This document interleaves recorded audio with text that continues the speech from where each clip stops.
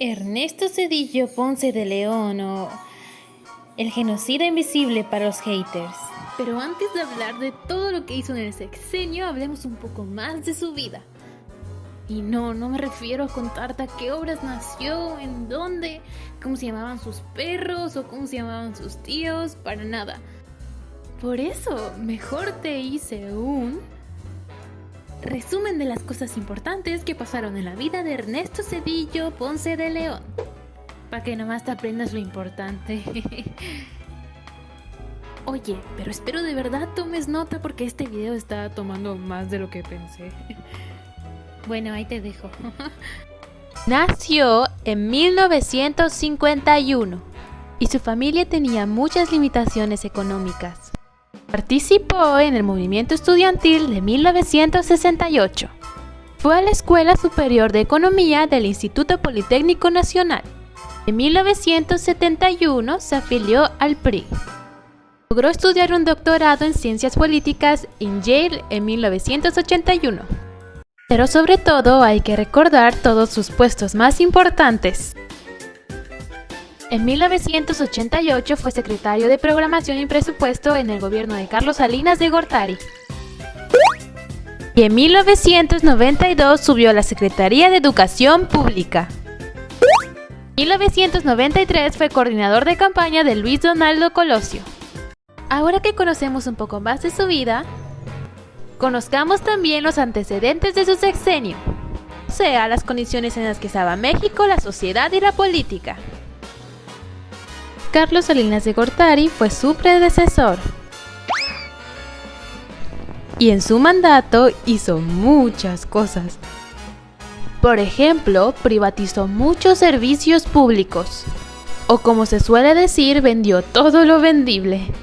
Los bancos fueron uno de ellos, y eso es un punto clave. También vendió aeronaves mexicanas, Mexicana de Aviación, azucareras, Teléfonos de México, ahora Telmex, mineras de Cananea. También vendió autopistas y al grupo Dina. Al principio, todo esto parecía una gran idea. Pues como resultado de la privatización surgieron nuevos ricos, más empleos y también surgieron nuevos créditos bancarios, o sea que todos tenían más oportunidad de hacer préstamos de dinero para casas, coches u otra cosa. Además de que los bancos también invitaban a la gente a hacerse nuevas cuentas de ahorro para guardar ahí su dinero. Los demás países vieron que México tenía un gran potencial y muchos de ellos empezaron a invertir más en nuestro país. Pero pequeño spoiler. Los bancos no tenían la cantidad de dinero suficiente comparado con los préstamos que estaban haciendo, y como ya no pertenecían al gobierno, tampoco tenían reglamentos para ver a qué personas podían o no darle los préstamos. No sé ustedes, pero eso me suena a una posible DEUDA. Pero no nos vamos a preocupar por eso, porque siempre tenemos el FOBAPROA. Fondo Bancario de Protección al Ahorro. Este era un fondo que se utilizaría en caso de que México tuviera una crisis financiera y sus bancos no pudieran pagar sus deudas. Alerta de spoiler, si lo buscas en Google también es llamado el peor robo de la historia o la deuda heredada. Creo que van teniendo un poco de contexto de lo que pasó en esas épocas. O bueno, lo que va a pasar en la historia que les estoy contando. Pero bueno, como te iba diciendo, México era el centro de atención de muchos países y como ya te contaba, aumentó la inversión extranjera. ¡Yay! Pero también aumentó la enfermedad holandesa. Esto sucede cuando hay un ingreso masivo de dinero a un país y provoca que la moneda local suba de precio. Y por eso el comercio al exterior se hace más caro y por lo tanto menos atractivo para otros países.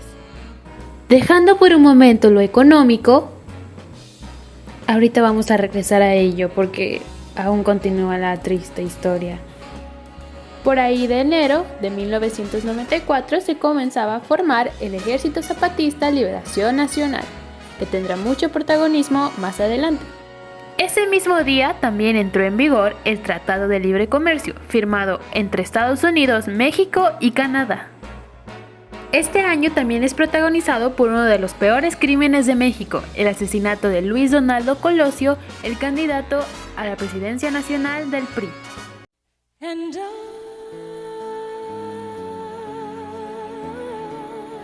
A donde sea que vaya, veo su cara. Realmente lo extraño. Quítate el sombrero en señal de respeto. Y aunque no lo parezca, la muerte de este candidato trajo consigo serios cambios a la economía nacional, como una preocupante pérdida de dinero. La bolsa de valores, el Producto Interno Bruto cayeron y se perdieron parte de las reservas nacionales. El gobierno, todo desesperado, recurrió a la ayuda de los tesobonos. Estos eran instrumentos de gobierno para obtener el financiamiento de varios inversionistas en el país. Te explico cómo funcionaba. Yo, inversionista, te prestaba $3. Supongamos que ese día el dólar costaba 5 pesos mexicanos. Así que me estarías prestando 15 pesos mexicanos. Y yo te devuelvo un certificado que dice que te lo voy a regresar en un año. Al regresar en un año, el dólar ya no cuesta 3, ahora cuesta 6 pesos. Entonces, los $3 que me prestaste, ahora los multiplico por 6. Como ves, primero me prestaste 15 pesos mexicanos y ahora, después del cambio, son 18 pesos mexicanos. Al final del día, el inversionista salía ganando. Este método, México acumuló una deuda de 29,000 millones de dólares. La única salida era devaluar la moneda, pero Salinas no quiso porque se vería mal para su partido y las elecciones estaban en la puerta, pero no pasaba nada porque él ya se iba. Así terminó su mandato para darle paso a Zedillo, con el que debemos regresar para ver lo que sucede con él. Para finalmente sustituir a Luis Donaldo Colosio como candidato a la presidencia luego del asesinato de este. Además de ser candidato, claramente ganó las elecciones del 1994. Veo que siguen aquí, ¡qué sorpresa! Oigan, les prometo que ahora ya vamos a ver todo lo que sucedió en el sexenio de Zedillo. Todo lo que vieron fue el antecedente antes de su mandato. Pero vamos a ir bastante rápido porque llevamos mucho tiempo y tenemos mucho de qué hablar. Así que agárrense. Antes de entrar como presidente, Salinas se reúne con Ernesto y concluyen que la única solución es devaluar el peso. Y así lo deciden. Deciden devaluar la moneda en diciembre. Es tiempo para pánico. La devaluación nos hizo perder 100 millones de dólares de las reservas que teníamos. Eso, sumado a los 29,000 millones de los tesobonos, teníamos una gran deuda. A esto se le conoce como error de diciembre. Para intentar solucionarlo le ponen un IVA de 15% a absolutamente todo. El gobierno reduce su actividad y atentos con esto, porque las tasas de interés a créditos bancarios suben por los cielos. ¿Recuerdan que al principio todo era color y rosas y les dije que todo el mundo estaba haciendo créditos bancarios, o sea, préstamos? Bueno, pues todos los que hicieron préstamos nadie los podía pagar porque los intereses habían subido. Y como los bancos no tenían nada de dinero porque no les pagaban, tampoco los que habían ahorrado su dinero en el banco podían retirar dinero porque el banco no tenía dinero. Señor, usted tiene un saldo de $0 con 0 centavos en ambas cuentas. Era la mayor crisis económica que se estaba viviendo en México, acompañado de desempleos, inflación y migración extrema a Estados Unidos. Estábamos totalmente perdidos. Teníamos las deudas de los tesobonos, teníamos las deudas de la devaluación del peso y también ahora teníamos las deudas de los bancos, que no se podían pagar porque no habían fondos ni recursos en ninguna parte. Los ahorros que teníamos estaban gastados. Así que es ahí donde entra Bill Clinton para salvarnos. Claramente a Estados Unidos no le convenía que estuviéramos en quiebra porque éramos su principal comprador y sin nosotros ellos también caerían en quiebra. Entonces él, junto a otras organizaciones, consiguen prestarnos 52,000 millones de dólares y así saldar todas nuestras deudas. Claramente esto no sería gratis y después de un tiempo tendríamos que devolvérselo. Mientras tanto, nuestras ganancias del petróleo quedaron empeñadas. ¿Pensaron que ya se acabó? Esto es México mágico. No puede faltar el fraude aquí. El dinero que nos prestaron por buena onda claramente se repartió a los bancos que estaban endeudados y también sirvió para pagar los bonos. Pero, como les dije que es México mágico, muchos banqueros y empresarios metieron los papeles para que les tocara dinero aunque ellos no estuvieran en bancarrota. Sí, les regalaban dinero aunque ellos no lo necesitaran. Por eso se dice que fue una gran estafa, porque el dinero bien pudo devolverse a Estados Unidos, el dinero que nos usó, pero se fue a los bolsillos de políticos y empresarios. Sumando el préstamo de Estados Unidos, tendríamos el total de todo lo pagado y no pagado a una deuda de $1 millón. Si a esto le agregamos lo que ya se ha pagado, llegamos al billón. Cada mexicano, haya nacido o no haya nacido, debe alrededor de 6,490 pesos. Sí, sumaste bien. Vamos a tener alrededor de 70 años cuando la deuda de hace 25 años se deje de pagar. Para 1997, parte del préstamo se paga, la economía creció alrededor de un 7% y también aumentan las exportaciones. Nos medio estabilizamos al final. Pero ahora regresemos a lo social. Recordemos que el EZNL aún no llegaba a un acuerdo con el gobierno y estos años fueron cruciales. Pues entre 1995 y 1997 suceden las matanzas de Acteal y la masacre de Aguas Blancas. Básicamente eran indígenas contra militares del gobierno.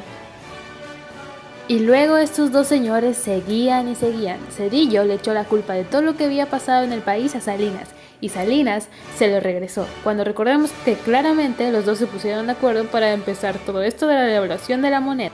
A este punto había muchísima inseguridad, pues habían más secuestros, más crimen organizado y más narcotráfico en el país. Y para contrarrestar todo lo que estaba pasando en el país, Zedillo decide aprender a Raúl Salinas, sí, hermano de Carlos Salinas de Gortari. Esto por el supuesto asesinato de Francisco Ruiz Massieu, un líder político del PRI. Con esto Zedillo anuncia que ya no hay impunidad para ningún político o su familiar. ¿Y qué es lo más curioso de todo esto? Que apenas se publica que ya no hay impunidad para ningún político, Carlos Salinas de Gortari huye del país. Por fin llegamos a los 2000, año de elecciones. En este año Zedillo le dio la total autonomía al IFE para organizar las votaciones. Ahora el gobierno no tenía nada que ver ahí. Obviamente el pueblo ya no quería nada del PRI luego de todo lo que había pasado. Es así como luego de 71 años, por fin cae el PRI. Zedillo salió a confirmar que Vicente Fox Quesada sería el siguiente presidente de México.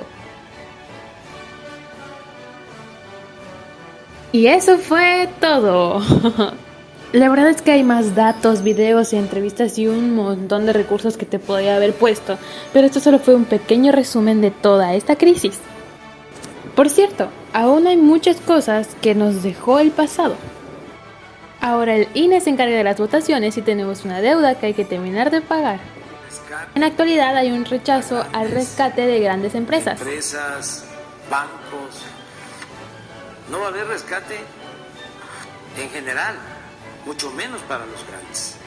El rescate es al pueblo de México. Y también te dejo de este lado todas las referencias, para que no pienses que yo me inventé todo.